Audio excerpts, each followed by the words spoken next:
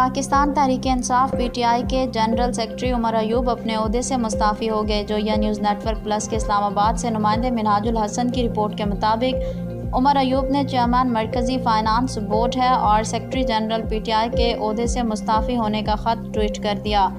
उन्होंने बानिया PTI के नाम एक ख़त तहरीर किया। ख़त में उनका कहना है कि मई 2023 से PTI के सेक्रेटरी जनरल के तौर पर खिदमात अंजाम देना बाइसे एज़ाज़ रहा।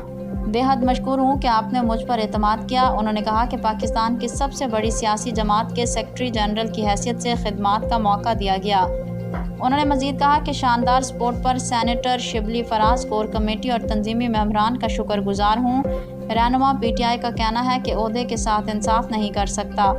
मुझे कौमी असम्बली में कायद हज़ब इख्तलाफ के तौर पर भी नामज़द किया गया। दोनों ओहदे पूरी तवज्जो के मुतकाज़ी हैं। बानिया PTI के नाम इस्तीफ़े के मतन में उमर अयूब का कहना है कि पार्टी ढांचे को मुनज़्ज़म करने के लिए सेक्रेटरी जनरल का ओहदा किसी और को दिया जाए। सेक्रेटरी जनरल और chairman central finance board PTI के ओहदे से इस्तीफ़ा दे रहा हूँ।